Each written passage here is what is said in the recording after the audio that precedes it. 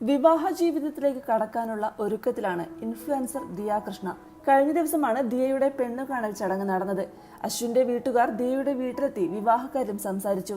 Engagement ചടങ്ങില്ലെന്നാണ് Diya പറയുന്നത്. Ashwin propose ചെയ്ത ദിവസം എൻഗേജ്മെന്റായാണ് കാണുന്നത്.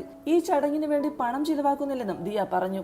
ദിയ പറഞ്ഞ മറ്റൊരു കാര്യം, ബോളിവുഡ് താരങ്ങളൊന്നും ഇന്ന് എൻഗേജ്മെന്റ് ചടങ്ങ് നടത്തുന്നില്ലെന്നാണ്. രൺബീർ കപൂർ ആലിയ ഭട്ടിനെ മോതിരമണിയിച്ചു, പിന്നീട് വിവാഹമായിരുന്നു. ബി ടൗൺ താരങ്ങൾ ഇന്ന് എൻഗേജ്മെന്റ് ചടങ്ങ് നടത്തുന്നില്ലെന്നും താനും അതേ തീരുമാനത്തിലാണെന്നും ദിയ കൃഷ്ണ വ്യക്തമാക്കി.